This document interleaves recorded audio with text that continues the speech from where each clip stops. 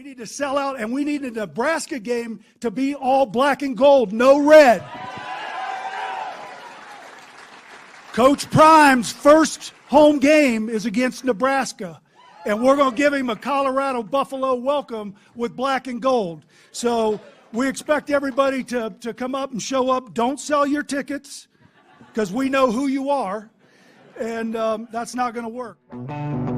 Welcome to the Go Big Redcast, the Husker Fan Sports Show.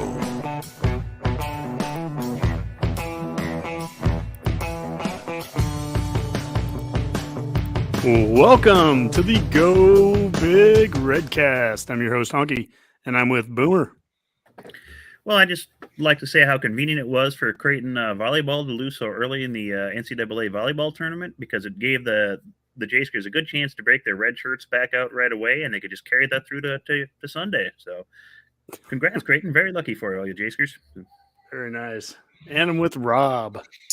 Well, I'm just happy to be at the part of the year where we can start looking at the transfer portal. We can, start looking at things like Nebrasketball and wins over Creighton. And then we can start pondering things like, every time Pavlov heard a bell ring, do you think he thought about feeding his dog? That's deep. That's real deep, Rob. And we're with our guest Redcaster tonight, David McGee. I think Emmanuel Bandamel and Juwan Gary will keep their black shirts longer than the football team kept theirs. Very nice. Yeah, if you saw the video today, or just released here, Trev Alberts had black shirts that he gave to a couple of the players on the basketball team. I think we're going to get to that. The excellent defensive performance that was given yesterday. I do want to say with Dave, we're missing Redcast Dave tonight. He's being replaced tonight with David McGee, and tomorrow night we're going to have Dave from Huskies. So I got this little montage here. Boomer, you remember Kids in the Hall, right? Yeah, I'm familiar. So yeah, one of our favorite ones. These are the Daves I know. I love this little video. These are the Daves I know. These are the Daves I know. These are the Daves I know. These are the Daves I know. In about 10 seconds of it. I think that's a small enough sample. We won't get charged or anything, but it's great to have you on, Dave. We had you on after the Wisconsin basketball win last year back in March. So you are a basketball, expert. I'll just say that. So it's nice to have you on here with that. You've been, how long have you been season ticket holders? We actually had to give up our season tickets this year, but at least a decade. At least a decade. Yeah. Well, and you gave them up because you have a little baby at the house now too. Yeah. So how old? 4 months next week. That's awesome. That's awesome. Well, before we get to everything, let's go through our regular housekeeping stuff here. And we have a special show that's going to be coming up tomorrow. Like I mentioned, Dave from Huskies. He's going to be joining Mac and I. And of course, Mac, his first name is Matt. My first name is Matt. So we've created a show, a little spinoff called Matt's Rhule. And it's going to be where the Mac and I get together and just talk Husker football. Dave from Huskies, he'll be joining us tomorrow night. It's at 9:30. So be watching out for that. We may have Dave on more often too. I don't know. We're figuring some of that stuff out as we go through it. As always, we have hailvarsity.com/subscribe. Use Redcast and you get 10% off your Hail Varsity subscription. Alumni Hall, 2 Lincoln locations, downtown 1120 P Street, South Point Pavilions behind or just to the south of Barnes & Noble. And also Pipeline Jerky. This is a new one here for us. Go to pipeline-jerky.com. Use Redcast officially to get your 10% off. That money goes to help out with NIL, and we want to build the pipeline. That's one way that all of us can do it, Redcasters, is by buying some jerky. That's, it's your God American right there. Buy some jerky and help our offensive line. And last but not least, Smack and Smooch, custom shirts, specialty items. Find them at Facebook and Twitter at Smack and Smooch. And that's where we get all of our shirts and koozies and good stuff. All right, fellas. I'm still waiting for my share of the Pipeline Jerky sponsorship to come my way here. I mean, I like jerky. How come you get to eat it all, Honky? Well, because I make the connections. And so, I mean, the people. I'll remember the next time you're getting a discount at Alumni Hall. All right. That's right. That. All right. That's right. So this is a special show here tonight because this is the transition show. We're moving into the off season. We're also going to start incorporating basketball into it. And before we get into specific segments here, I think a couple of tweets here perfectly show football and basketball all at the same time.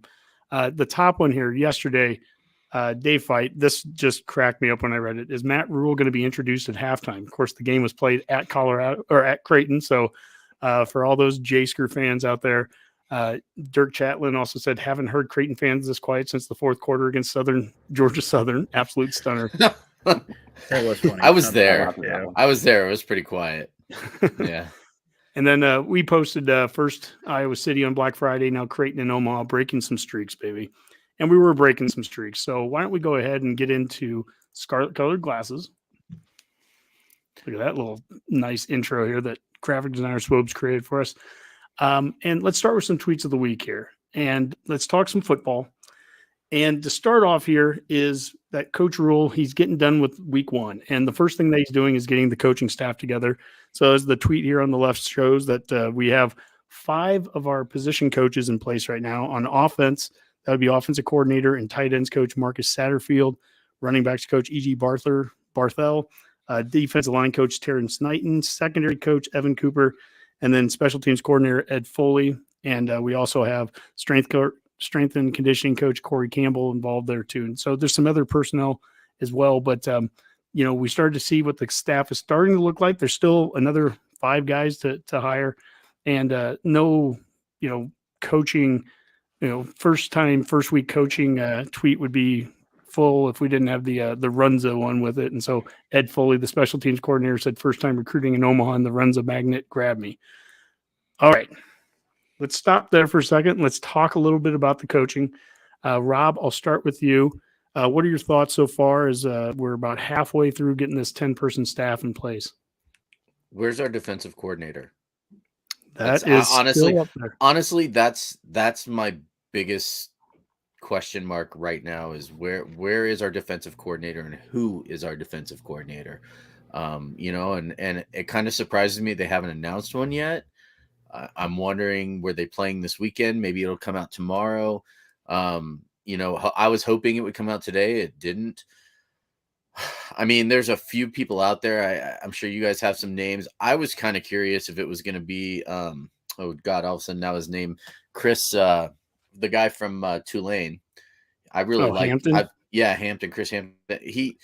I've watched a bunch of Tulane games. Long story, but old family friend went to Tulane for whatever reason. She's always like, "Oh, you should watch our team this year. They're pretty good." And so I watched a lot. I really like their defense. They're hard hitting. Just aggressive defense all over the field. So that was, something that I was thinking was maybe our defensive coordinator was still coaching at this time.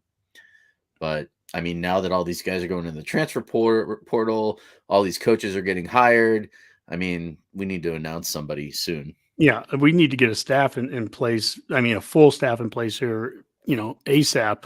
Dave, have you had a chance to follow what's been going along with the coaching staff and the changes here in the last week? No, I've been following along. I don't know.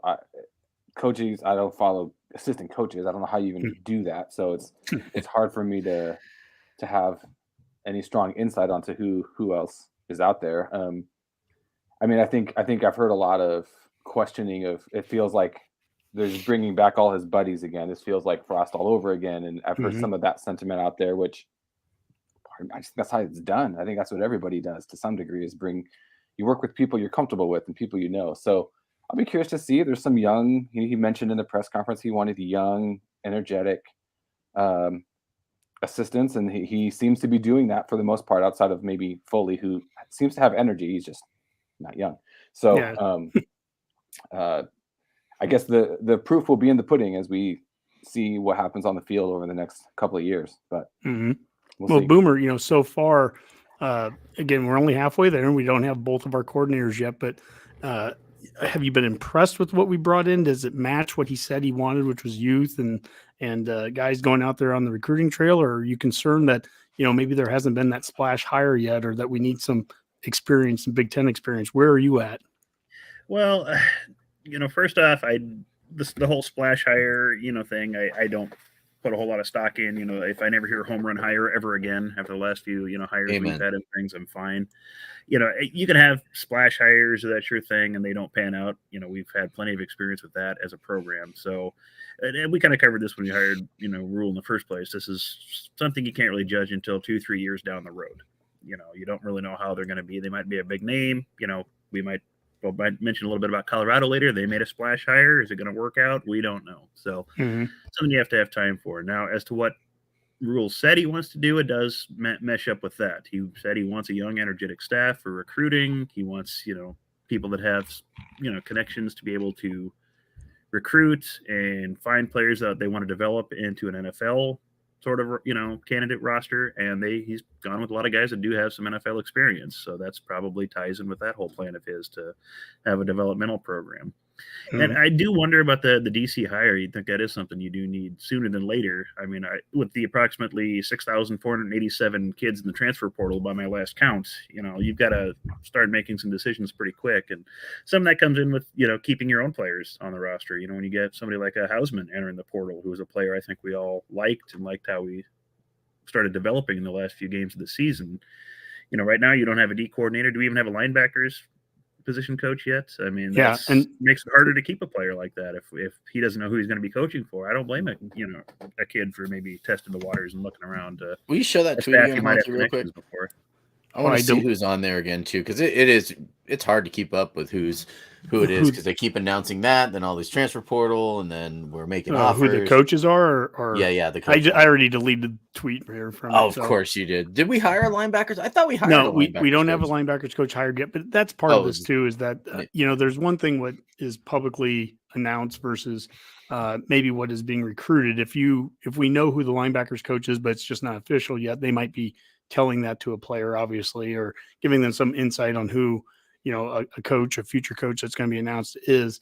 I think if we had our Redcast Dave on, I think one concern so far is maybe the lack of some of the experience, and that this is a deep salary pool. So at the very least, we have $7 million available for coaches here. So there's no reason to not be able to get whoever we need to get, right? And so I think Dave, to your point originally too, is that to not make mistakes that we made before. We don't want to get into the season and not have some Big Ten experience at times that would hurt us, 4, 5, 6 games into the season. So I really think that DC hire is important to get somebody that has some experience. We have an offensive line coach still that we haven't hired yet. And one name that's out there is Donovan Rhule. He's the only person that's potentially a holdover.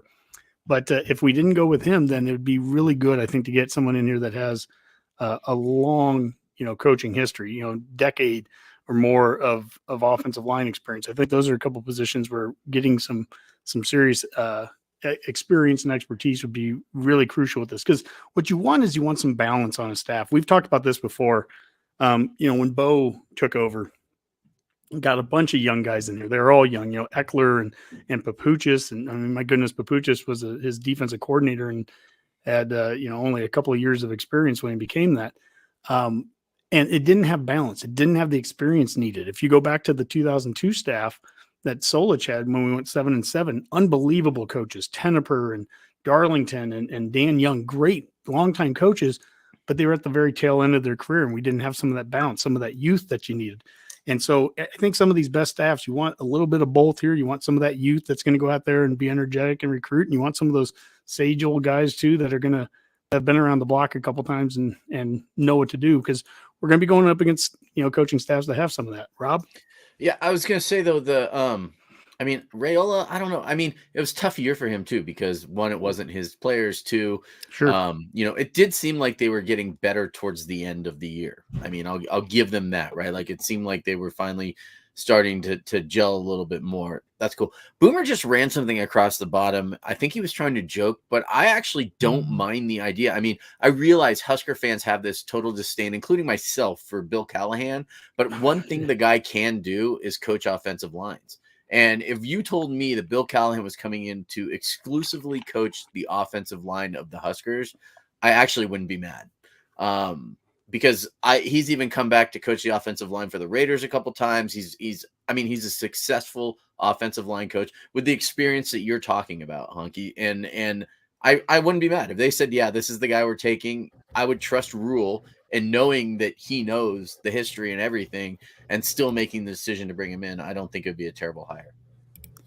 Would you have a target, Honky, that would meet that criteria, say for the D coordinator or the O-line or even linebackers in the scenario that you mentioned? Kind of longevity and possible Big Ten experience? No, I mean, off the top of my head, I don't have individual guys that just come right to mind. It doesn't need to be someone that has Husker experience or anything like that. Big Ten experience, I think, is it's important at some point here. I mean, I know we've also been looking at the co-defensive coordinator at Georgia. That would be somebody that, SEC experience, but somebody that you've said this in the past, Boomer, you don't want to be learning on the job at this school and in this conference. And with $7 million available to a coaching staff, we shouldn't have to hire guys that are going to be learning on the job either. So it's not that we're unhappy with who's been hired so far or anything like that. It's an incomplete staff. So before people should make their final judgments on what the staff looks like, we should see what the full staff looks like. But we also need to know pretty soon, what that staff does look like, because that's the advantage that we had with the timing of all this was Rhule getting hired really right away. As soon as the season got done, that gave us a step up, an advantage on some of the other schools that were making coaching changes. But now that we're a full week in, it's getting time where we need to know who that full staff is. Well, what did they do in their first week? And it was recruiting. And just to look at what Coach Rhule did here, here's some tweets of where he was at this last week. There's Lincoln High School. That was the first place he went on Friday when recruiting opened up. On Saturday, he was at the Norfolk, Nebraska airport, landing there and to see some recruits, one of them being Ben Bramer from Pierce, tight end. I'm guessing also probably went up and saw the tight end from Ainsworth, and name is I'm forgetting it now here. But anyways, then he ended up on Saturday night out in Scotts Bluff where Brock Knutson is. So, I mean, he really got to see a lot of the state of Nebraska there, all over the place. Boomer, did you see that one, the tweet, the Norfolk one from there's an ESPN personality, Heather. Isn't she from Nebraska too? No, I don't think so. I don't believe so. Okay. No, I don't know how anyone could not have seen that on Twitter. Yeah, it gave Nebraska fans a good way to spend some time. Yeah, she was. If I had $40 million, I probably wouldn't be in Norfolk either. I'd probably be hanging out with you and Roca. Yeah, we'd be drinking a lot of beer. We'd be drinking a lot of beer at the Roca Tavern. I know that for sure. So. Dave, what would you be doing with $40 million? What I be doing? Yeah. Nothing. Oh gosh. Hanging out in Norfolk? My in-laws are from Norfolk, so I'd probably spend some time there. Okay. I don't know. I'd probably have courtside seats to the basketball team. That's for sure. There we go. Start there. Full-time. I'd have courtside seats to the Warriors, and I'd just be taking my private jet to the games. Yeah. There you go. Well, yeah, and I'd buy the Redcast. Well, obviously they started with the recruiting in the in-state here over the weekend. Some other in-state recruiting tweets. This was from Julie Noonan, who is Maverick's mom, and she was playing ping pong with him and basically saying, I might as well take on that guy that's going to be with my boy for the next 4 years. So she was playing ping pong against Matt Rhule, Coach Rhule. So that's a good sign there that we've been able to keep Maverick Noonan there from Elkhorn South. What video game is that in the background? What's that? What video game is that in the background? Golden Tee, which I'm guessing Coach Frost played a lot of. Yeah, sounds like and then somebody take that with him. Boom. And then Brock Knutson there thanking Coach Rhule and Coach Satterfield for visiting family while he's in town out there in Scotts Bluff. He's also keeping with his commitment here. And then Mike Sauter, he mentioned Iowa special teams coach LeVar Woods, Nebraska offensive coordinator Marcus Satterfield, and special teams coordinator Ed Foley were stopping by Omaha Westside this morning. They went and saw 2024 athlete Caleb Benning, who has a Nebraska and Iowa offer, 2023 wide receiver Jalen Lloyd, 2025 linebacker Christian Jones have an offer, and then 2024 quarterback Anthony Rizak, athlete Teddy Rizak prospects on the radar. So, again, they're going out there already. They're making connections right away. as fast as they can in the state, trying to play a little bit of catch up here. If they don't, when we lost that last staff, there was a lot of progress that was being made in state, and they're having to catch up pretty quickly with that. But it's important to be able to do that. Having the special teams coach also, who's the who am I thinking? Tristan Alvano, the kicker from Omaha West Side that they had just offered about a week ago. It's good to have the special teams coach go down there and see him too. I think he's going to be making an official visit to Lincoln. And, we always talk about how important it is to get those in-state kids. The staff has definitely gone after that. Rob? I just want to ask a question, because as all of our listeners know, I don't live in Nebraska, and so I don't get to hear kind of like the chatter on the streets, right? Like, I get people here ask me a lot of questions because I live here and they know that I'm a big Husker fan. But I'm curious, like, with a lot of these kids that are being recruited, have either committed or kind of put themselves out there saying like, okay, well, I'm going to still open up my recruitment, and they're Nebraska kids. How many of these kids, where is it an advantage at this point where their parents are fans of the program, see that Rhule is going to be the new coach, and they might step in and tell their kid like, hey, let's, we might really want to give this guy a chance. Does that make sense? Like what I'm asking, like how much of an influence does that sort of thing have over these kids seeing kind of this, what felt like a huge wave of happiness and positivity, whether it was like from Facebook, whether it was from Twitter, whether it was, Instagram, et cetera. It seemed like there was a lot more positive feedback about this hire than it was negative.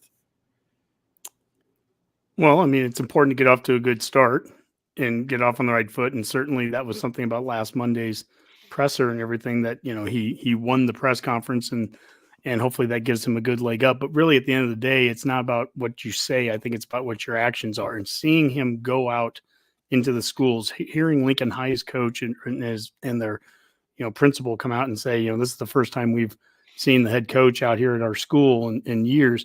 I think that has a lot of value there. Now, I will also say, just to play devil's advocate to that also, it's also important for high school coaches and coaching staffs to get out there and try to see the staff as well. That relationship goes both ways. Yeah. I've been to a lot of coaches clinics, and some coaching staffs do better than others from the high school level. Husker coaching staffs dating back to Solich all the way now to Coach Rhule. Some of those staffs have done better than others with making those relationships. So relationships are, a two-way street, but it's important that we have those relationships getting built. Dave, we can build our team up through recruiting. That's one thing. The next thing here that we're going to show is transfer portal. I want to get your thoughts on some transfer portal, but here's some of the tweets that we have with it. The transfer portal is now open for business. This was this morning, so let the chaos begin. It has. Brent Venables, there's one from Oklahoma. Brent Venables didn't seem too concerned about who was going into the portal. Said it was players that couldn't see the field at OU except for a few other guys. So, I mean, this is what happens with some of the teams. It's like, if that guy leaves, big deal. The Gators, Florida here, they have guys just running into the portal. There's a whole list of 5 and 4 and 3 stars. Before I get to our question about the quarterback here, I just want to talk with you, Dave, about what are your thoughts here on the portal now? We're a couple years into it. What do you see it doing for college football, and what position is Nebraska in right now with it? Well, I think it's on a few folds here, because if you take a look at Nebraska's situation, Nebraska benefited from the portal last year. I mean, you had your starting quarterback, one of the best receivers in school history, and I think was Mathis the leading sack getter on the team this year? He was one of the best pass rushers. Yeah, he ended up with 3.5. Yeah. And so, I mean, those are 3 dynamic players that helped Nebraska this year. And so, maybe we had hoped for a little bit more, obviously, but that wasn't necessarily those 3 guys' fault. And so, Nebraska benefited from the portal, and I think they're in position to do that again with some shrewd, moves here. I think my preference would be that the portal would be supplemental and not the base of where you're pulling your talent from. So if you, the reality is the transfer portal is here to stay. It's not going anywhere. They may get adjusted, but it's here. And so learning how to use it to your advantage is going to be vital for any program that wants to succeed. And you saw the players from Florida, nobody's immune to losing players to the portal. But how many players is that? Looks like 15 or so. I don't know. Yeah, but I think too, if you're seeing players from your program flock to the portal, that raises red flags to me as well. And so, I think it, like everything, it's going to be situational. There's going to be context and nuance around it, but I think that there's certainly opportunity. Clearly, you have 4 and 5-star players in the portal. That there's clearly going to be opportunity there for teams to get better, and it's just going to be a bigger challenge for, I think, schools, especially at the top end, that want to be developmental programs, to keep that talent and develop it all the way through. That's just going to be a greater challenge over time. Yeah. I think that's what we would like to see Nebraska be to some degree. But I think that's going to be, as the portal becomes more a thing, it's going to be harder to retain all of the talent that we could see become helpful players in years 3 and 4 if they don't get to year 3 and 4 here. Yeah, that's the challenge of the portal is if you're in year 3 and you haven't played yet, those are the kids most apt to want to jump in the portal and and go somewhere else where they can play right away, even though maybe they're getting developed along the way. I mean, Iowa is a great example of being a school that's kind of tried to stay clear of the portal. They haven't wanted to jump into it, at least in previous years, but they've been bit by that. They lost Charlie Jones. They've lost players that have exited the program from it. So now you start to see it this year. They've already picked up the quarterback from Michigan. I think I saw that they were on some 4-star tight end from Michigan as well. So, even Iowa's trying to get into it, and they are traditionally a developmental school. So to your point, you want to have that balance. Again, we'll use that word balance. You want that balance of being able to develop players, but also sometimes you need some individual, upgrades at a position or two. And when you live too much in it, I thought last off season is a good example. We heavily lived in it. Michigan State a couple years ago did, and it can really benefit you in a hurry. It can also hurt you if you get some of the wrong guys. But that's one of the challenges. And I think one of the reasons why getting our coaching staff in place right now, and we've said this now for the last week, what's really important with the transfer portal is get these guys here now for the offseason. Waiting till May and getting a guy in here after spring where he only has 2 or 3 months, that seems to be a problem with expecting too much out of those guys. Like O'Shawn's a great player for us by the end of the season. He was really starting to kind of come into his own. Would love to see him come back another year, but to have him come here and only be on campus for 3 months and then expect All-American guy, play right away on first game, that's probably not a realistic thing. Now, Boomer, the last one here that we had, and we said serious question, this is from the Redcast, is anybody in the Big Ten West going to have the same starting quarterback next season? Because it seems like just about everybody has been transferring. Iowa's had someone transfer. Obviously, is Nebraska going to have a starting quarterback returning? I mean, do you see any quarterbacks right now from the Big Ten West that's going to be the same starter coming back next year? Oh, geez. Mertz just transferred. Yeah, Mertz transferred. Iowa doesn't have theirs. We're kind of up in the air. Minnesota started with Tanner Morgan, who's on his 9th or 10th contracted year, so I think he's finally done. O'Connell, he's got to be a senior by now, doesn't he? I would think at Purdue. I mean, I don't know if there will be in Illinois. Who's their starting QB? They might be the only one in Northwestern. Nobody knows who their QB is, so it doesn't really matter there. So yeah, no, it's just crazy. I mean, if you look at it, and I think I saw a tweet earlier today, it's like half the ACC starting QBs have entered the portal as well. I mean, it's just it's a crazy time, and it's quite frankly, it's almost impossible to kind of keep track of as a fan, at this point. And I think that kind of speaks to why Rhule wants a young, energetic coaching staff, because this is a lot of stuff to keep track of. And you kind of see this with some of the older coaches that just say they hate this and, hate the transfer portal, hate NIL. And I can see why, because it takes a lot of, just paying attention to this, having, not only your coaches, but, probably having to have analysts that are just dedicated to monitoring the transfer portal, who's in it. So you as a head coach have to manage that as well. Communicate your needs, what you're looking for, have to understand where your scholarships are at. I mean, this is a whole new world, and kind of why that CEO sort of head coach is probably more important than ever, and having an energetic one and an energetic staff. This just kind of speaks to that need. You sound like my marriage counselor, Boomer.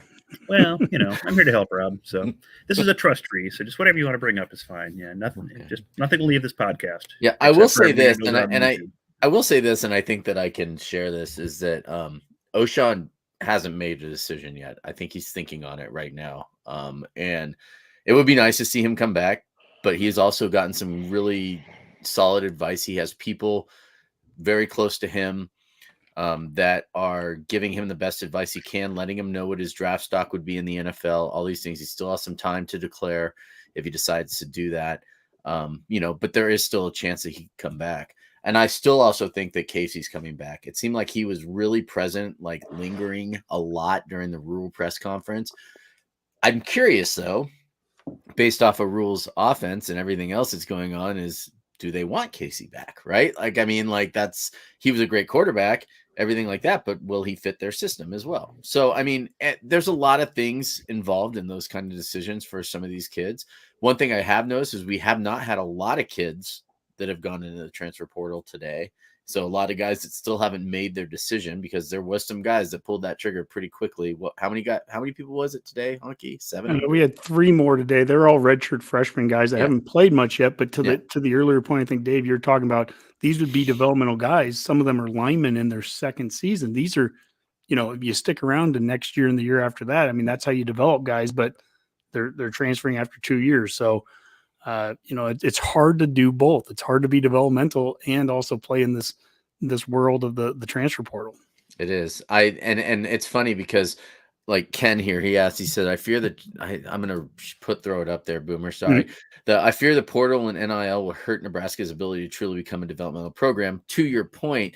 And it's funny because you look at it and there are all of these 3- and 4-star kids that are leaving schools like Alabama because they couldn't sniff the field, which is great. But at the same time, we know that a lot of these kids that are at Alabama as 3- and 4-star recruits are still really good football players, right? Because they are almost like a developmental program where a lot of their guys don't see the field until they're juniors, right? Or sophomores or juniors. So it's kind of a give and take, I think, sort of situation. But, I think using Alabama as an example, maybe being a developmental program, what the future of being a developmental program looks like is getting kids in here at the very least for the full offseason. Because we brought in Stephen Wynn last year, defensive tackle from Alabama, 4-star player, had been there for 4 years, and he didn't do bad for us this year, but he also got here again in the summer. Yeah. And maybe the developmental piece of this is we need to get these kids onto campus in January. You got to get them acclimated in January. You got to get them through a full strength and conditioning off season. You got to get them through spring ball. That's probably as much development as you can hope for at this point. And if you can do that, then I think you can have a player that's going to be ultimately successful or at the best chance of being successful come fall. Think of the guys that we had last year that were here from the start of the year. You're talking about Casey Thompson. You're talking about Trey Palmer. I don't know what Trey Palmer's season would have looked like if he would have gotten to Lincoln in July. But getting here in January and going through the full cycle of the off season, that at least is something that's developmental. There's an element of that at least involved. Boomer, what do we have for questions or comments? Is there anything that before we keep moving on? And Redcasters, as we're going through, as we do every week, feel free to be throwing out questions and anything that you want us to discuss. But I'm curious what people think about, the development side of it and the portal. Yeah, it's been pretty quiet on there. Ken's question on the portal, what it means for developmental programs. And I've seen that on Twitter from some other people as well, especially at programs like Iowa and Wisconsin, where that's been their bread and butter for years. And, that could be a serious concern. And maybe that's where like NIL comes into play for certain programs where you have more of an incentive to offer some players that are still going through that traditional, more developmental thing, gives them more of a reason to stay there. And again, that's a challenge for schools like Iowa that don't seem to have that big of an NIL presence there. So that's a possibility. And Ken also wanted to know what Boomer and Rob are drinking. And I guess that's also true for Dave and Honky. I don't know what you guys are enjoying this evening, but high quality H2O. Yep. H2O. All right. That's fine. That's fair. So, all right. But otherwise, so far, fairly quiet on the question front. I will keep Boomer, what do you have? I'm enjoying a reverse Manhattan at the moment. So call it a Staten Island or something. I don't know. Yeah. Whatever you want to call it. Yeah. Okay. And Rob, what do you got?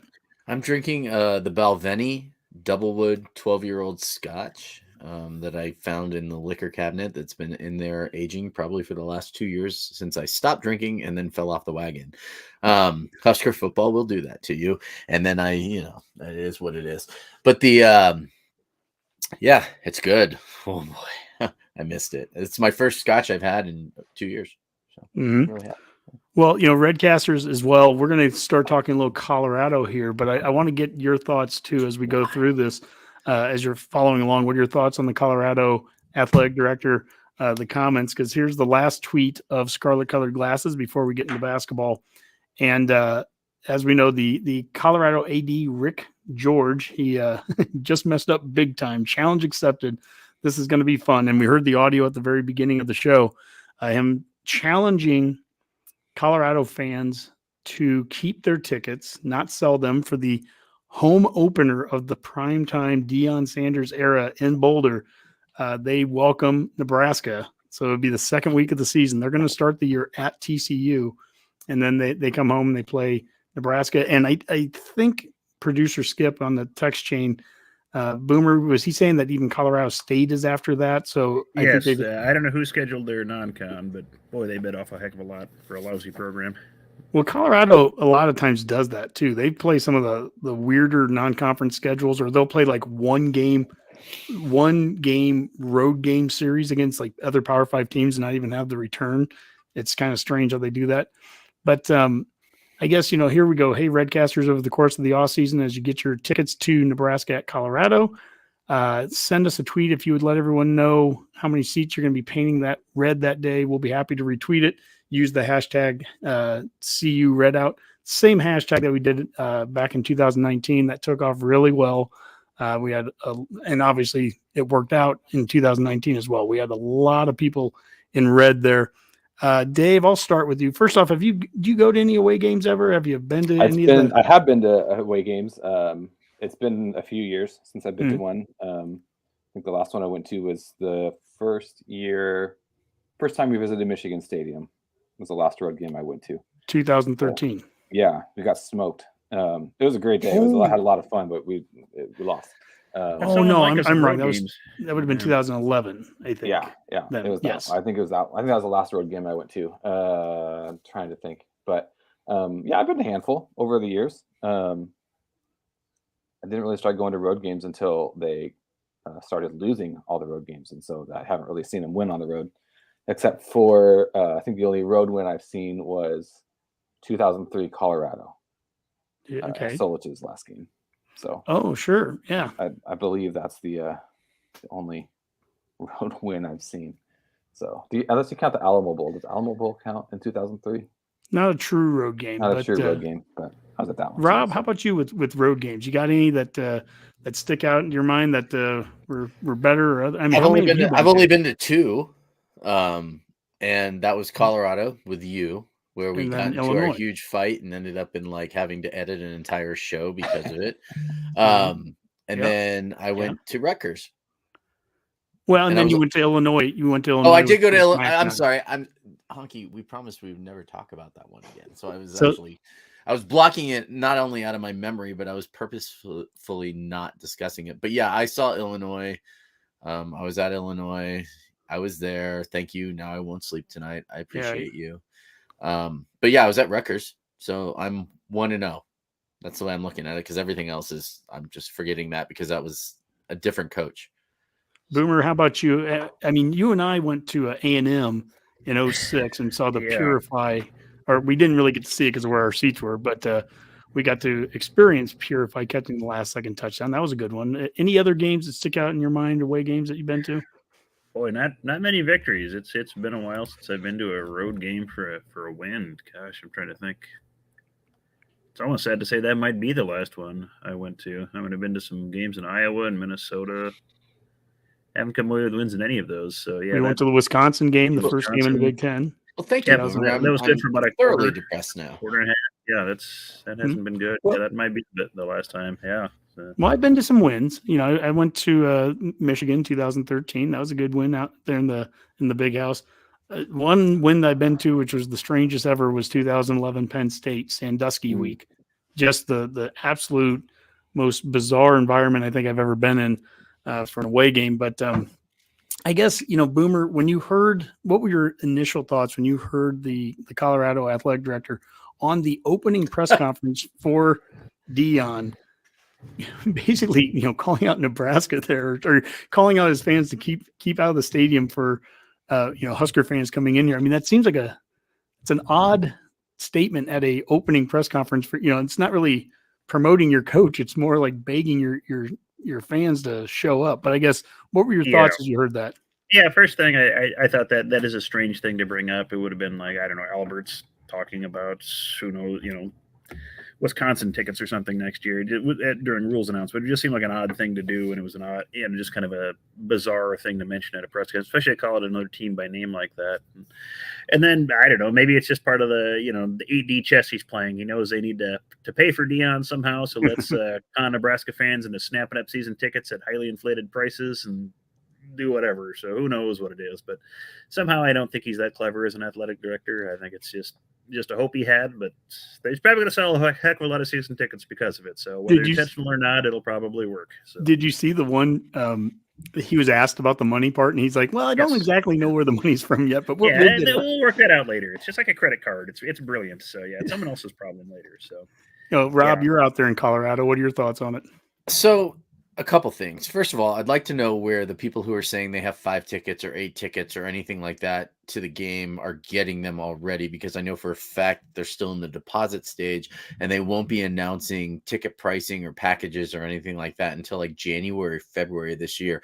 And the reason I know that for a fact is because my wife has her master's degree from University of Colorado, and I signed up as like a potential season ticket holder for the last Nebraska game in Colorado. And I continue to get calls for donations and things like that. Last week, they were really pushy about the donations too, kind of like, oh, are you planning on supporting us anymore kind of thing?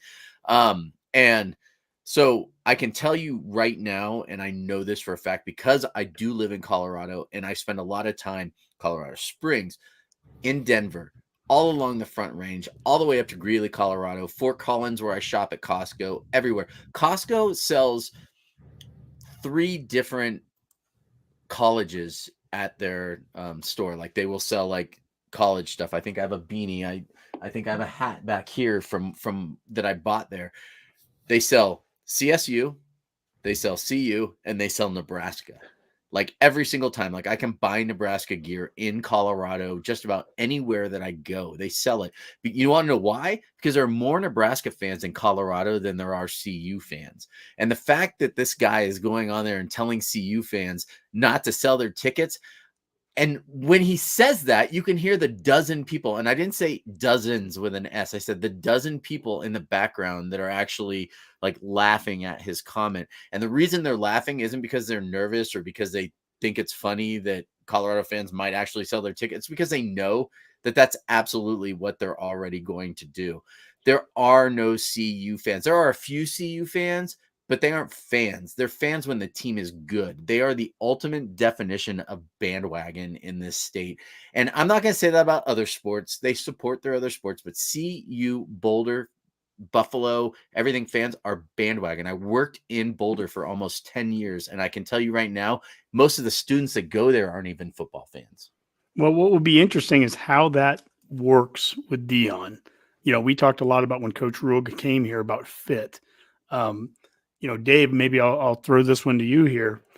You've had a chance to probably read a little bit on Deion, just how he's kind of transitioning in there. Did you see the video of him talking to his team and basically saying, you guys can all leave. You can just go. No, I heard about it. I haven't seen the clip yet. Do you think, look, it's early right now. We'll only know in a couple of years if this is works or not, but do you see him being a good fit there in Colorado? Do you think that's going to be a long-term thing where that really works out? What are your thoughts?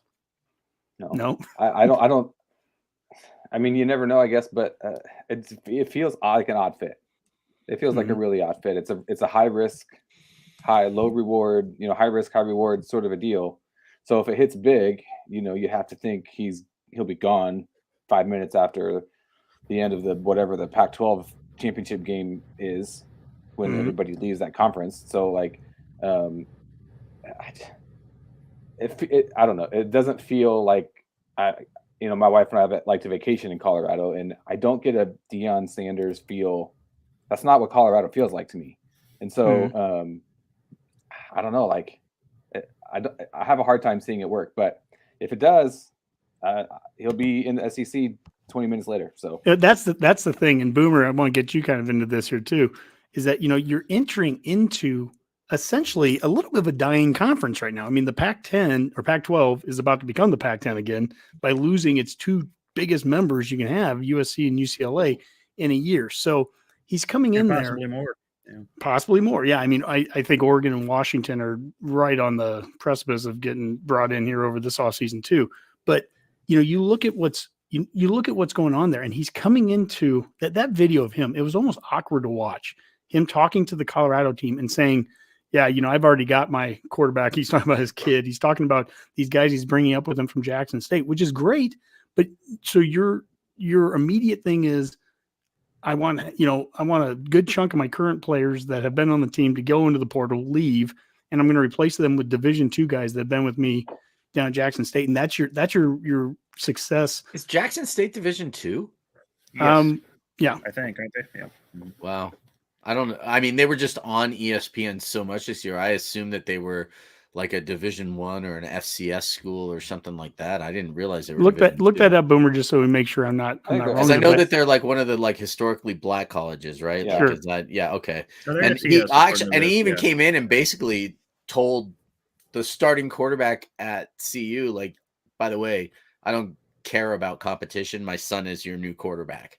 Like, So Deion you said does they're I was about to say who does that, but Deion does that. Like Deion that does is that. If any of our listeners are old enough to remember Deion as a player, like from Atlanta to the Cowboys to the Niners to the Cowboys to the Niners to the Cowboys to the Niners to the I mean, that guy has no loyalty whatsoever. I guarantee you he's out of there after like 2 years. I mean, if he has any type of success or whatever, he's gone. Like, he has no loyalty whatsoever. He is going to be, I don't even know why we're talking so much Buffs here, but he's going to be gone before they even realize that he's there. That's my opinion on that. I think that's highly possible. It'll either be because he's had success there and it's a good opportunity for him to promote himself, and Colorado as well. They need the publicity because they've been pretty dismal for the past decade and a half outside of 1 year, I think. And then, or it's going to flame out like the Hindenburg and be enjoyable to watch either way. But, they're trying to, I can see what they're trying to do. They need some sort of excitement, enthusiasm for that program, which hasn't had any. Yeah. And then I already saw just a few hours ago, they hired Sean Lewis, the head coach of Kent State, to come be their offensive coordinator. So they have a guy, a steady football hand at, the Division I level as well, Mac, sure. But, if they start building something there, they've got a guy ready to replace, Deion if he does succeed and get some talent there and get him heading in the right direction. So I sort of see what they're doing, but will it work? Who knows? Well, It'll be entertaining to watch it. And we saw it a couple years ago with Tucker there. He's there for 1 year, and then big money from the Big Ten came calling, and he leaves after one season, really awkwardly, kind of in the middle of the offseason. So, I mean, Colorado's been through Was he this. even there for a season? I thought he took the job and then left for Michigan State. No, he was there they beat us. So. Oh, okay. Yeah, that's right. He was the coach there at that time, huh? Yeah. It's all a blur. Well, before we head over to basketball, Boomer, do we have any final things on football? Any questions that have come in? Anything that the viewers want us to discuss with football? Or if not, we're going to go into basketball. Scott wanted to just reiterate that Jackson is FCS, so there's that. Ken's just already planning ahead that, Uber from Longmont to avoid getting your tires slashed out there, so keep that. So, all right, good idea. Switch your plates. Don't worry, Scott. Don't worry, Ken. I actually know places to park in Boulder that are one free and only about like a mile from the stadium, which sounds like a long way because it's all uphill. But I mean, the whole place is just filled with Husker fans. Anyway, as Honky, I think, emphasized last show, where we were trying to walk to find like a place to hang out with some Buffs fans just to kind of talk football, and everything was Huskers everywhere from what we could see. Yeah, and that could well be a crazy game next year if both Nebraska and Colorado win week 1 because it's Minnesota and TCU. Everybody's starting out with Power 5s next season. I mean, that could be a heck of a ticket to get in week 2 if they both manage to. The Buffs beat TCU next year in week 1. Yeah, I'll get a Scott Frost tattoo. I'm just kidding. I'm just kidding. All right, fellas. Well, Nebrasketball. This is something that we get to kick off, really our first Nebrasketball segment here of the season, talking about a huge victory yesterday. To go to the tweets here, first off, this is a little bit of what we saw. It was the greatest Husker basketball day ever. The women went out and beat number 20 Maryland on the road. And then the guys yesterday go to Omaha, beat number 7 Creighton. Let's start with that. There's a couple other tweets we'll get to, but Dave, we brought you on to talk some basketball here. Give us your initial thoughts here as you watched the game yesterday. It was stunning. I mean, I don't think anybody who's watched this series over the last 20 years had any notion that this was likely. Certainly not likely. I think, I listened to Sam Griesel's statement after the game where he's like, this is why I came to Nebraska. This is why for this game, this is the game I wanted to win the most. And it's like, that just is, I think I tweeted out, it's like, if you want to shoot up favorite player list right now, that's how you do it right there. Because, he was great. As a fan living in the state of Nebraska, I live in Lincoln, not Omaha. But I'm from Omaha, so I have a lot of crossover with Creighton, and like that's the game basketball wise that you want to win every year. That's the one where you get the bragging rights. Football, it's Iowa because you interact with Iowa fans, and basketball, it's Creighton. And so to be able to go into whatever they're calling their building now, to win and beat the what is supposed to be the greatest team in Creighton basketball history, and to kind of bully them for 40 minutes on their home court was just a thing of beauty. And it was a blast to sit and watch and see that happen. Well, if you think about it, to your point there about that Creighton team, that's a team that went to, I think it was Maui, and beat what is now number 9 Arkansas. They beat Texas Tech, and Texas Tech was ranked at the time.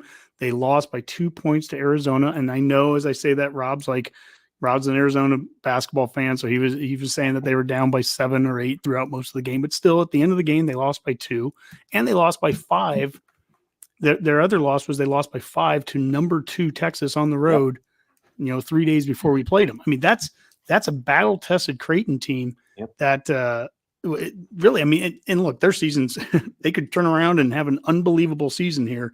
Big East doesn't look real deep. You've got UConn, and then there's nobody else right now that's ranked. It's interesting. I mean, that's a team that they have high aspirations. And for Nebraska to go in and not just win, we didn't just win. We manhandle. We really dominated. Bullied them around. Boomer. Derek Walker, what does that guy bring to the team? What do we like without him, and what do we like with him? Well, we saw what we were like without him when he wasn't playing at the beginning of the season. I mean, we were just lacking just kind of a presence as a team. It just wasn't really there. And, once he's had a chance to get here and get a few games under his belt, it just seems to make the game easier for everybody else. I mean, he's scoring points. I mean, how many points did he have this last game? 22, I think it was. 22, yeah. Makes the game easier for everyone else, opens things up. And like you said, we were able to bully a Creighton team. That was just kind of fun to watch. It was finally a team had, trouble scoring against us, and we were able to take advantage of it. We didn't have one of those patented 8-minute scoring droughts we've come to know and love so much from Nebrasketball. It's just we took a lead and we kept it, and that put more pressure on a team that was shooting poorly for a change. Yep. We didn't give them a bunch of cheap free throws, didn't get a lot of cheap threes off, and it played a game that we wanted to play and made it ugly, which is interesting because it seems to be totally against the way Hoiberg likes to play basketball. And I think that's kind of neat to see how he's adapted what he does as a coach to try to better fit who we play in the conference we're in. Yeah, Boomer. I mean, here's a nice little thing that he said after the game that is exactly to that.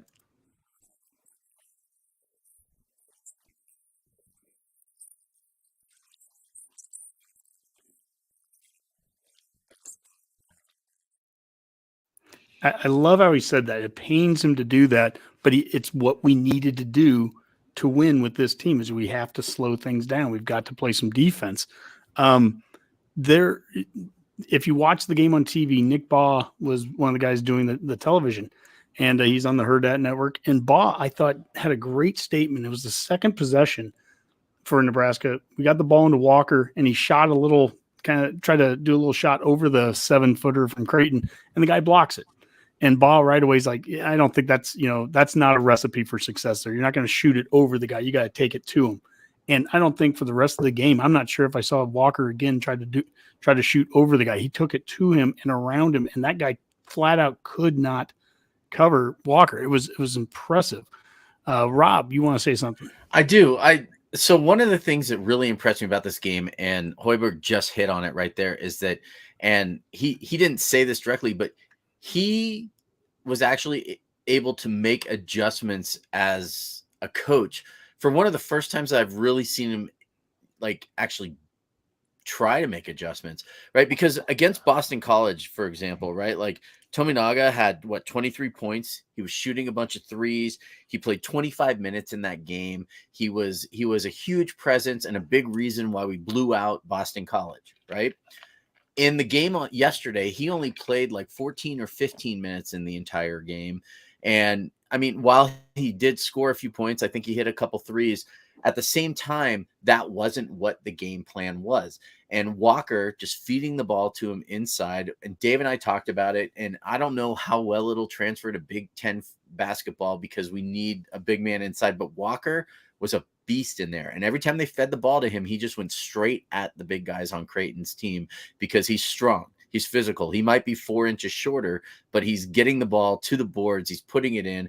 And one of the things that we didn't do yesterday as well was we were really good at defensive rebounding. We weren't just like giving back a lot of second chances to Creighton after they were missing those threes. And they were missing those threes. I mean, there was a really hard defensive pressure on the outside on the Creighton players every time they shot the ball. And so they had somebody in their face every time. And that's the kind of thing that you need to do. So I was really impressed with Hoiberg's ability to adjust to the team that they're playing, because like I said, Tominaga was like a key for me. I kept thinking yesterday, where is he? Where is he? I went back and looked. He only played 14 or 15 minutes. And it makes sense because Creighton was a team that you want to pound them from the inside and just continue to just be more physical than them. And they're hitting their free throws. That is something that, I mean, it's not like some kind of phenomenal number, but they're doing it at a rate to where it's not noticeable. And I think that's super important for this team. You need to have that. I mean, to your point here, here's Hoiberg talking about this. Everyone's contributing on this team.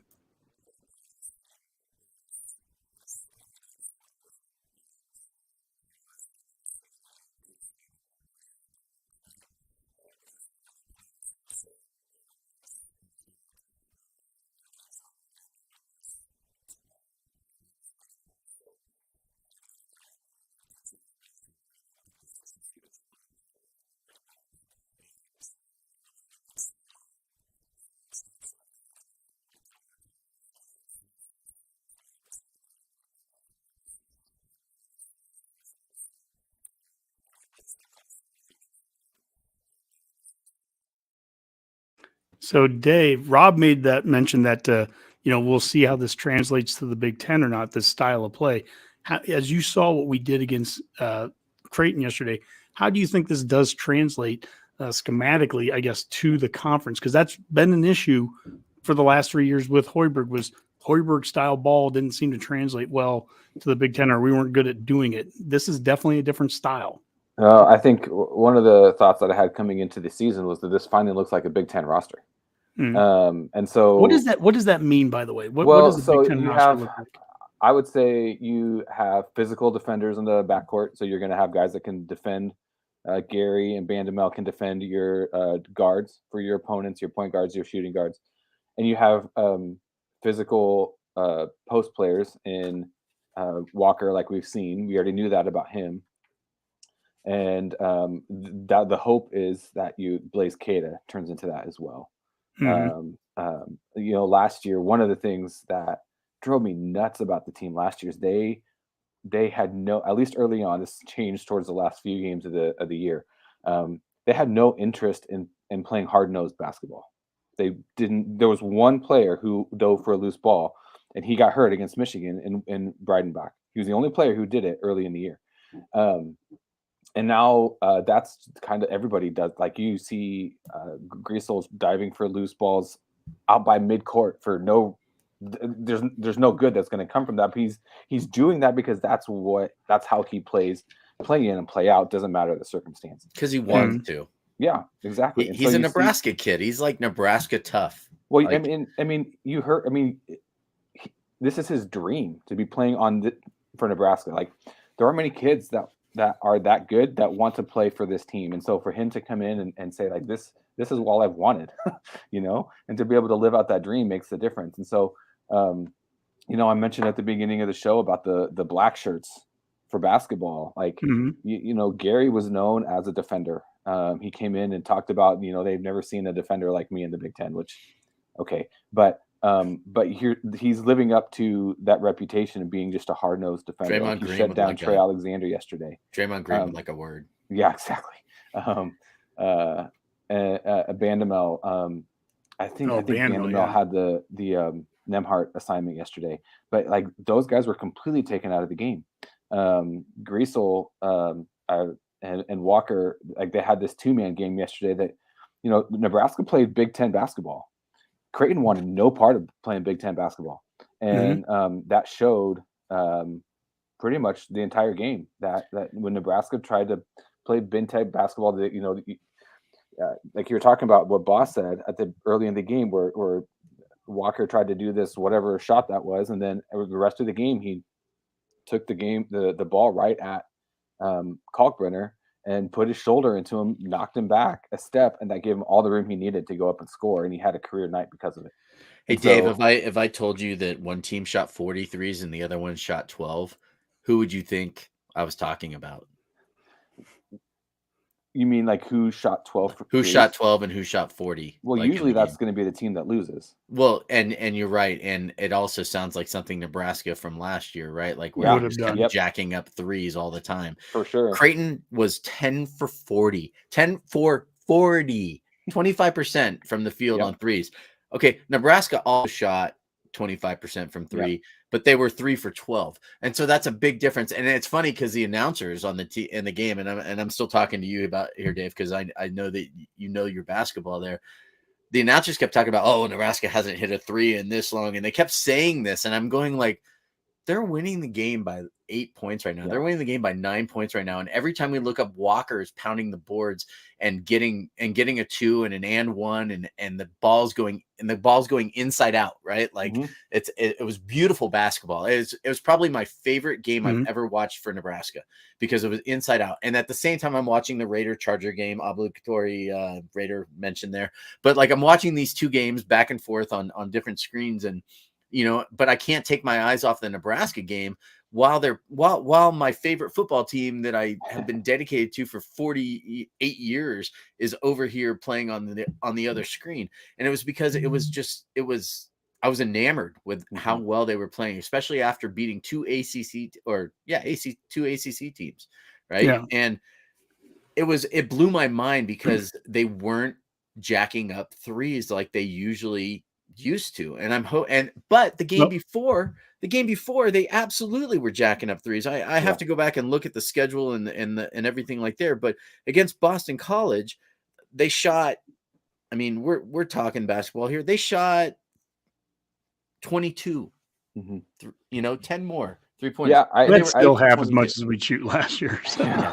Last year's, we could go, I don't know. I don't need to compare. I don't need to talk about last year's basketball. Sure. Yeah. That was terrible. Yeah. You're good. But I by sheer luck of fate or whatever, last night I happened to be in my car after the game and was kind of flipping back and forth between the Nebraska post game and the Creighton post game, and I heard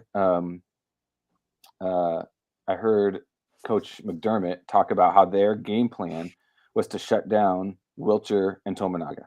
That was what their goal was. They didn't want to be beat because those are the only two guys that are going to beat them from three. And so their game plan was to shut those two guys out. And I think between the two of them, they were like 1 for 9 from three or something like that. So they were effective in doing that, but they had no answer for Greasel and Walker. Well, that's interesting. They had no answer for that. That's interesting to hear what their game plan was here because this was our game plan from Hoiberg.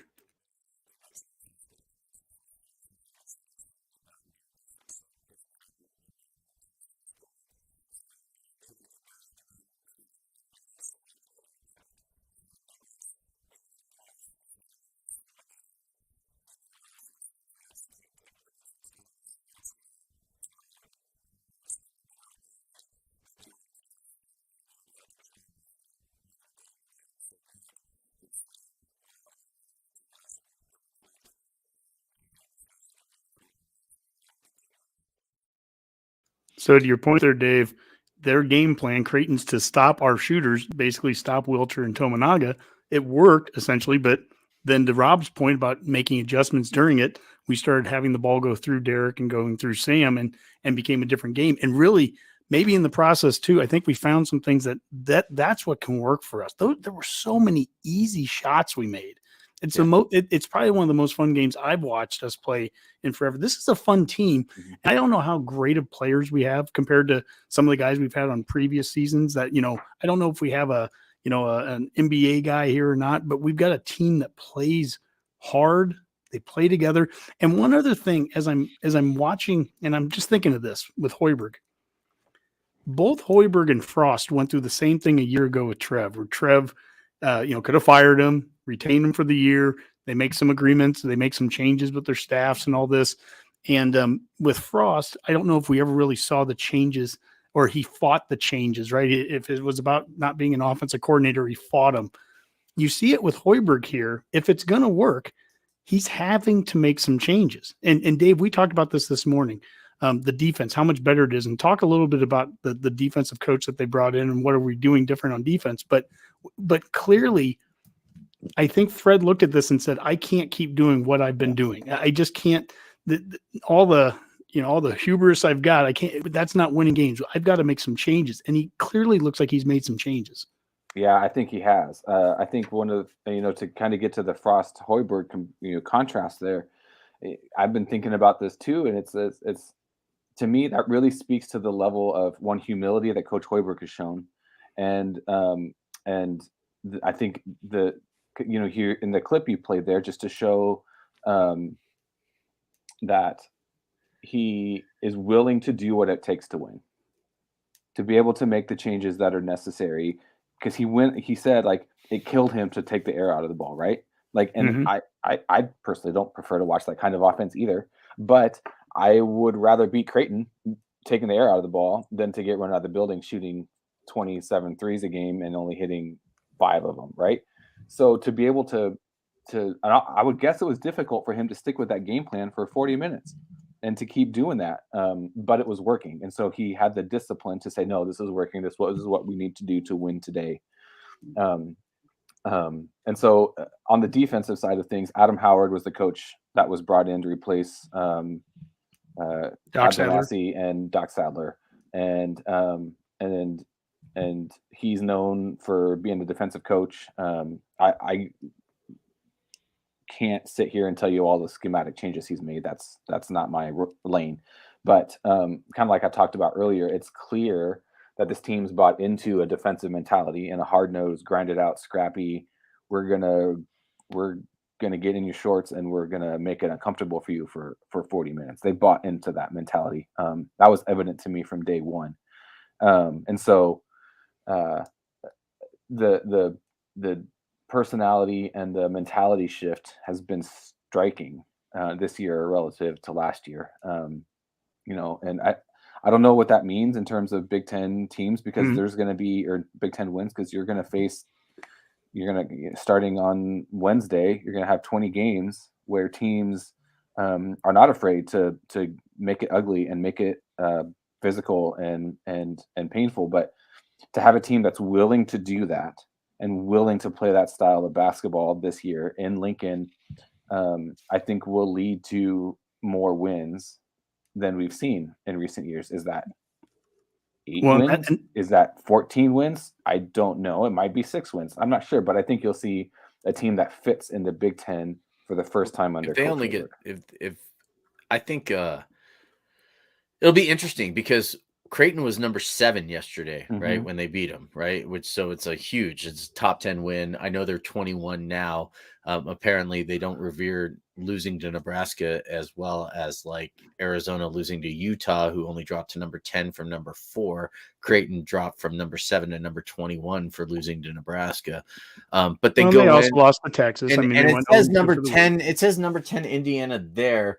But everything I'm looking at says number 14 Indiana, so I'm not quite sure exactly. Yeah, and Purdue's number 4, I think. And Purdue's number 4 right now. But my point is that they are about to go on a 2-game win streak against 3-game win streak against ranked teams in the top 25 is, I mean, I think Indiana is going to come into this game. I think they're kind of reevaluating the way that they're going to play this game, I think, a little bit after seeing Nebraska play. Basically, I've seen in the last 3 games, it feels like they played 3 different styles of basketball. Dave, I don't know if you can agree with me or disagree, but it does. In the last 3 games against Florida State, Boston College, and Creighton, it feels like they've played 3 different types of ball, and they have dominated every single time that they've gone out onto the court. I mean, Florida State, they killed them by like 20. I mean, Boston College, they beat them by 21. And then Creighton, they led almost the entirety of the game. So I'll be curious to see when they go somewhere. They got Indiana at home, right? Oh, no, it's at Indiana. It's okay, at Indiana. But they played well. They played well in Indiana the last few years. And we've won 3 straight road games against ranked teams now. Yeah. With Creighton dating back to last year with Ohio State and Wisconsin. And that's the thing I think, Dave, you were mentioning, and why I bring this slide back up is what the schedule looks like. I mean, first off, Jack Mitchell here, he had posted where, guys, the NET, the net rankings just came out, and we were 59th in the country. Now, the challenge with that is 59th in the country was 9th best in the Big Ten.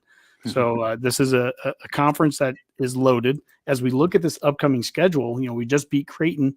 Now on Wednesday night at 7:30, we're going to be playing at number 10 or number 14 Indiana. And then the big one, Saturday, number 4 Purdue comes into Lincoln. And so I've been to I went to the main game and the home opener of the season. Wasn't a big crowd. And I've seen some of the other crowds those first few games. And I think fans were very skeptical and not wanting to come out. But this is a game. Hopefully we do well against Indiana, whether that's win or just play really close, whatever it is. When Purdue comes here, this is the game we need to sell out. We need fans in the stands. It's going to be a Saturday game. The time is 1:15 in the afternoon. Perfect time to come down there and go to the rail yard and all that stuff. We need a sold out, fan base there. And one of the things, because when I think of Purdue, the first thing I think of, there's always they have 3 7-foot Russians every year on the team, it seems like. And one of the things that, Hoiberg talked about with this team is that it has positional size. Not necessarily that we have 7-foot dudes on the team that can compete against that, but just across the board, what Sam Greasel is at guard. And I love what Gary brings to his position. There are times where on the court we'd have Gary out there with Walker, or we would have Blaze Keita with Bandamel, or not Breidenbach at the same time. I mean, we had different, kind of matchups like this, but positional height, positional size. Dave, what is it going to take to get through that? We're going to win games here. To Rob's point, we're going to drink the Kool-Aid. What does it take to beat Indiana here on the road and to beat Purdue and to finish off the greatest week in Nebraska basketball history? I mean, you're going to have to stick to whatever that game plan is. You're going to have the discipline like they showed against Creighton. I was really impressed. And this was before Walker came back, but they did not show a lot of poise against St. John's. Again, that game, they really kind of wilted under that. Yeah, they really kind of wilted under that pressure. And, St. John's plays a frenetic, frenzied style of defense, which they probably won't see again this year. And so, I think I was really pleased to see the poise that they played with. They're going to need to play with a lot of poise at Assembly Hall on Wednesday. That's a hard place to play.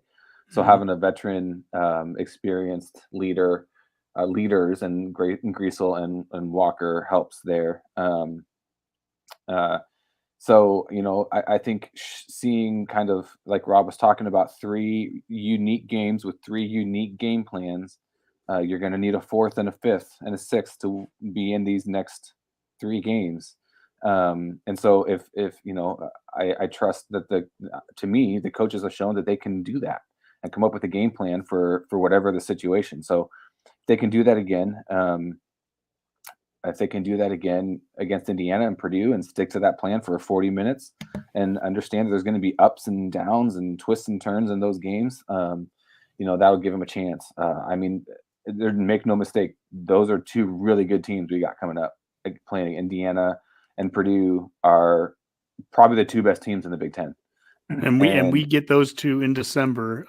Just for people. So if you want to go bright side, that means we get them out of the way. We don't have to play them again. I think we'll play one of them again somewhere at point. I think Indiana comes to. Yeah, we get Purdue twice because of course we do. Okay, yeah. So, but let's say this: you've got an 18-19 win Husker team. Okay, I'm thinking hypothetically here. Maybe we get to 20 wins, but it comes like we get into the tournament. Maybe we get in the second, third round of the Big Ten tournament. All of a sudden, they're looking for teams to fill the bracket. They've got wins over Creighton. They've got wins over 2 ACC teams. Maybe they've got a win over Indiana and Purdue. Let's say we split these 2 games, early on in the season while they're ranked all top 25.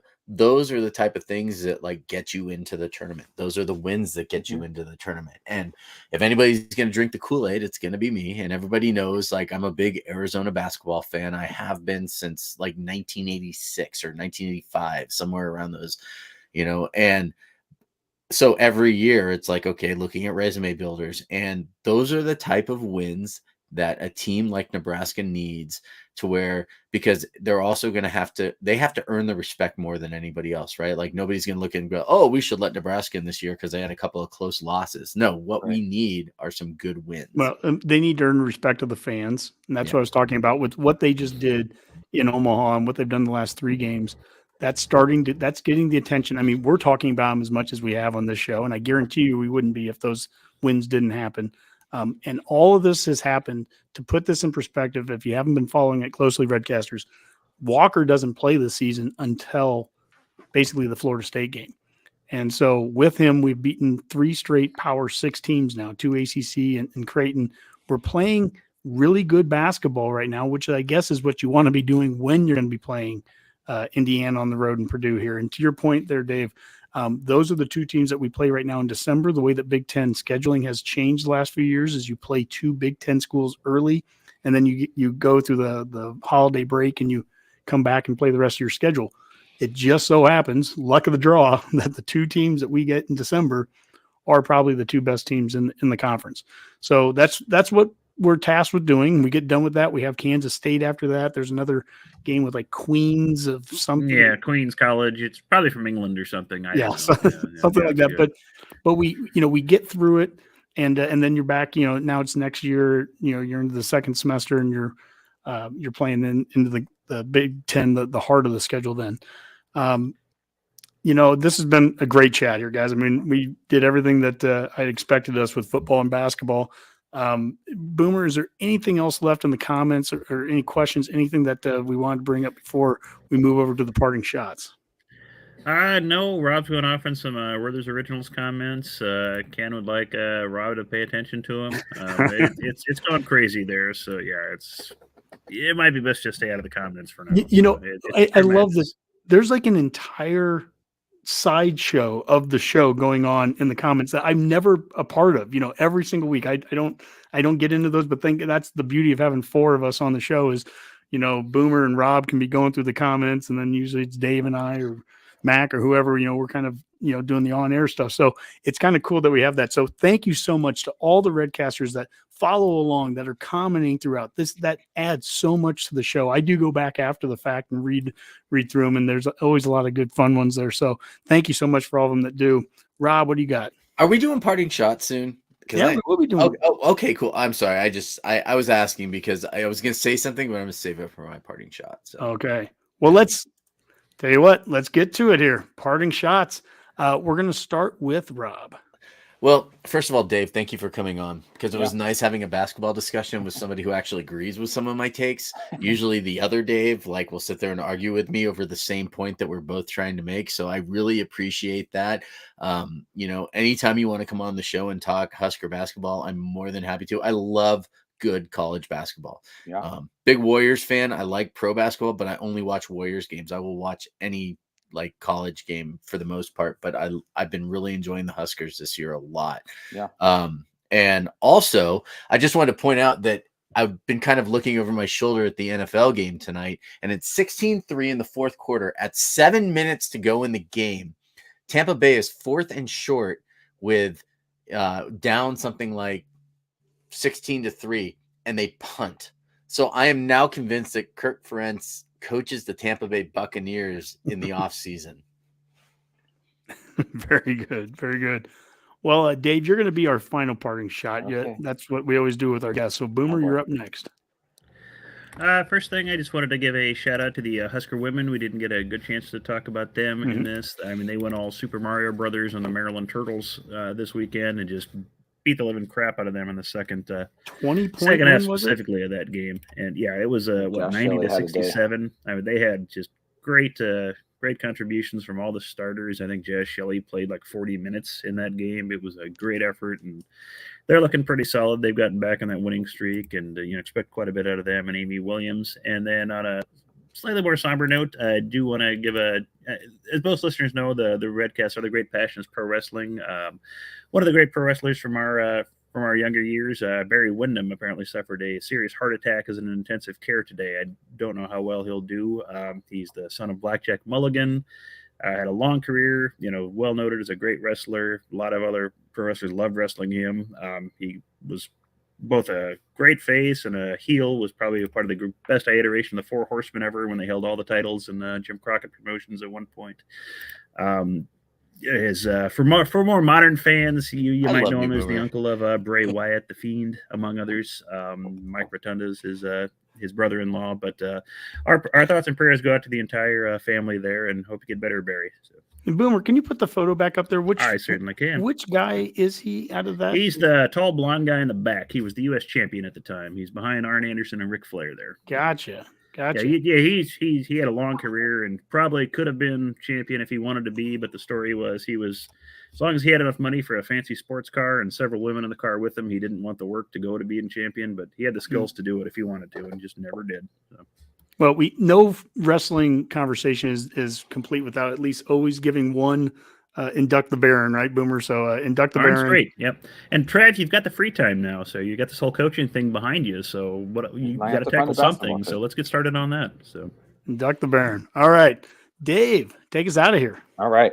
So after talking through this Creighton game and the fun that we had watching that and looking forward to more, what's coming to mind is the quote by the great Kurt Russell in the great movie The Miracle, playing Herb Brooks, saying, "Great moments are born from great opportunity." I may have gotten that wrong. I don't know. But I think that's kind of what we're looking at this week. We have a great opportunity here for the basketball team, and looking forward to see if they take advantage of it. That's Absolutely. okay, man. I always say Husker football does not build character, it reveals it. And that's totally not the quote. So. Well, no, that's great. And this is a great opportunity for the basketball team this week, just like it was yesterday in Omaha. Those are great opportunities, and you take advantage of them. I do want to throw out before we get done, volleyball as well. Yeah. They have a great opportunity this week going to the Louisville Regional. They'll be starting on, I think, is it Thursday against number 9, Thursday morning. Oregon. Was it? Number 9. 10 a.m. 10 a.m. on Thursday? Yep. Dave, is that Number okay? 9. So against Oregon, and get through that, and we may have a rematch again with Louisville with Bus Broom, coach over there. So it's Louisville. What did I say? You said Louisville. It's Louisville. Oh, good grief! All righty. Until the next time, that's another Go Big Redcast. Go Big Red.